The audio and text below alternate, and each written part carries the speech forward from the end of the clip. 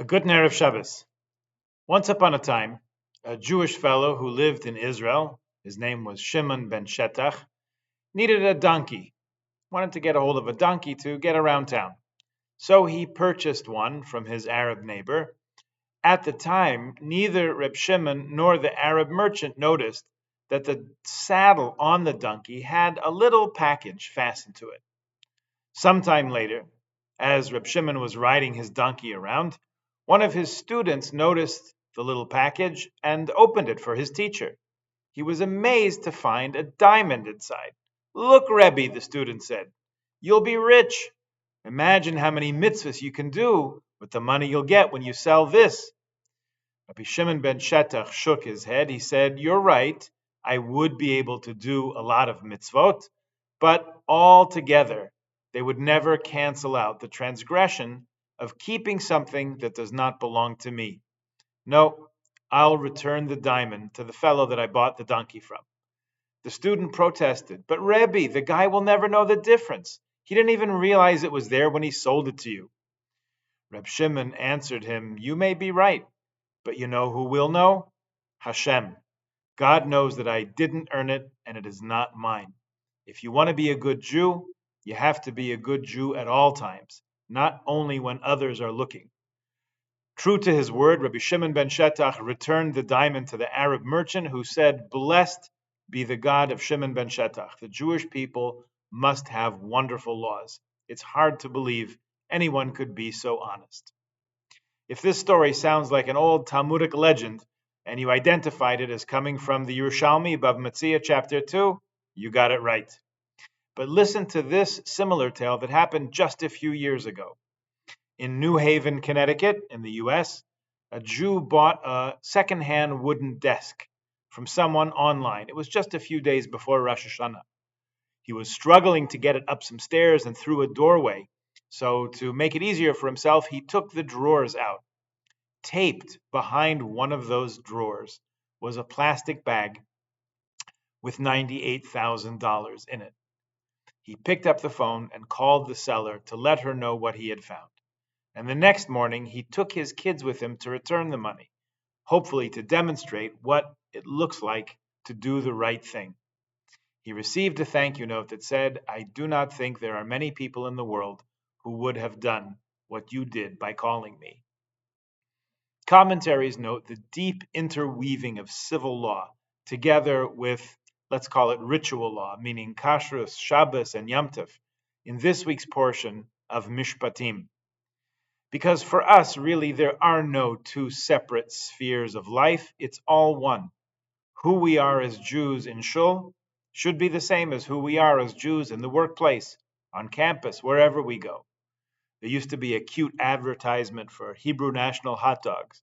Remember those ads? It said, "We answer to a higher authority." The truth of the matter is, that's the motto or the advertising slogan of all of us. Last week in Shul, we spoke about Rabbi Shochet of blessed memory, about whom the eulogy said he was a friend to all. That is what Judaism should make of us. We should be a friend to all, kind to all, righteous in the eyes of all who see us. In last week's parsha, we heard about thunder and lightning and smoke and fire, and the transcendent, mystical, awe-inspiring scene of standing together at Mount Sinai, receiving the Torah. It was a one-time event in Jewish history, this revelation of God to the entire Jewish people. The Ten Commandments are featured prominently there, and most people in general society could probably name most of them, if not actually keep all of them. So in Mishpatim this week, we have a list of more than 4 dozen commandments. If you dig a hole in the ground, even for a good thing like repair or irrigation, and you leave it uncovered, you're liable to damage if someone falls in and gets hurt. If your animal causes damage by grazing or by biting someone, you're liable to pay damages. To adjudicate damages caused by someone who was a paid watchman or an unpaid watchman, we have to go to a Beit Din.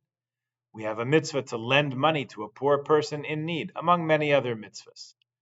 Not quite so grandiose, not quite as famous, but mitzvot nonetheless. Because we all know about the mitzvah of Yom Kippur and how great that is.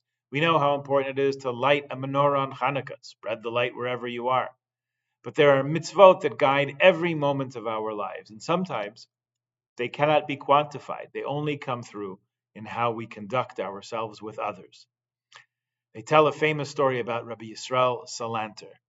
Though it's also told about other rabbis as well. Rabbi Yisrael Lipkin was from the town of Salant in Lithuania, so they called him Rabbi Yisrael Salanter. Once he was traveling by train and he found himself in the same compartment as a young man who was, let's call him, pretty disrespectful. They were sitting in a no-smoking car, but the young guy lit up a cigarette anyway. Rabbi Yisrael opened the window a little bit to let some smoke out. Pardon me, and the smoker called him out. Can't you see how cold I'm getting? Close that window. Have some consideration for others. Rabbi Yisrael closed it only to hear a few minutes later, I'm choking in here. It's like a furnace. Come on, open the window. He went and he opened the window again. When the train pulled into the station, they saw that there was a considerable crowd waiting on the platform to welcome some important guest. The young man wondered aloud, is there someone famous on this train? Rabbi Yisrael shrugged and said quietly, everyone's important and famous in his own way. Both men got off the train, and the crowd pressed forward to welcome Rabbi Yisrael Salanter to their town. The young smoker asked who the man was they were so eager to honor, and they told him. With a deep sigh of recognition and regret, he made his way over to the rabbi and asked forgiveness. Can you ever forgive me for treating you so poorly? The young man said. Rabbi Yisrael Salanter said, I'm pleased to see you, and even more, I'm pleased to hear your words. Can you come see me tomorrow, where we can get to know each other better without the distraction of the train? The young guy came the next day and sat and talked with the rabbi, apologizing profusely. When the rabbi found out that the guy had actually come to town to learn more about Yiddishkeit, he arranged a room for him, he got him a tutor, and eventually the young man made a lot of progress in his learning and his development. Hearing this story, a colleague asked Rabbi Yisrael, this fellow was so rude.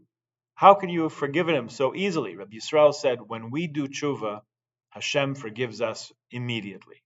So it certainly must be our job to forgive each other. I had no ill will toward this fellow. He asked for forgiveness for poor behavior, so I forgave him.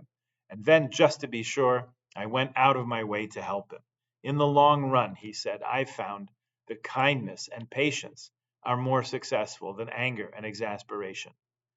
These mitzvahs build bridges and bonds of interpersonal relationships that ask us to be kind to others and give not only of our time, but even sometimes our money, our possessions. Some are more willing to do that than others, and this story of the Chassam Sofer illustrates just such a willingness. A Jewish merchant in Preshburg came to Rabbi Moshe Sofer, the famous Chassam Sofer. This fellow had invested his life savings in a business that failed. Now he had a chance to regain his losses by going to the trade fair in Leipzig, but he had no investment capital. Would Rabbi Sofer have any suggestions? The Chassam Sofer didn't hesitate. He went to his safe, he emptied it out, and he gave everything he had to this businessman. Go to Leipzig, he said, and may God make you successful in all you do. The man went to Leipzig, and he had the opportunity to make a big investment, as it happens, in a shipment of coffee, and to make a generous profit from that shipment. He was able to come back to the Chassam Sofer and repay every grosh he had been lent. And he said with a flourish, let me present you, Rabbi, with a gift.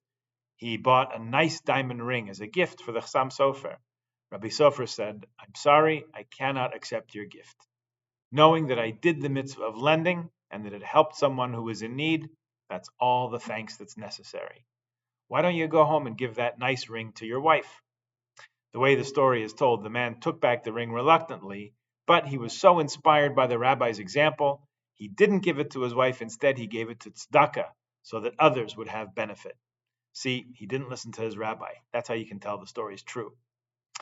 Maybe you can say that the whole first half of the Torah tells us who we are, and the second half tells us what we do. First half up till now tells us how we got here, and from now till the end of Deuteronomy, we learn what we do and how to do it. Ultimately, the goal is to make the world a place where God dwells. And we do that by inviting and welcoming holiness and goodness into every element of our day, every element of our lives. There are forces that are opposed to that, and we recognize that, and at the same time, we realize that with every mitzvah we are connecting ourselves and the world around us to the ultimate source of good and the ultimate source of being. We shall overcome. Shabbat Shalom. This Shabbos in Shul, we will bless the new month of Adar, which has a 2-day Rosh Chodesh, next Friday and Shabbos. The reappearance of the new moon in Jerusalem, the eternal and undivided capital of Israel, will take place this coming Thursday night at 7:02 p.m. Die Moilad wird sein Donnerstag bei Nacht, 2 Minuten nach 7 Seger. Chodesh wird sein Freitag und Shabbos Kodesh. A good Shabbos, a guten Chodesh.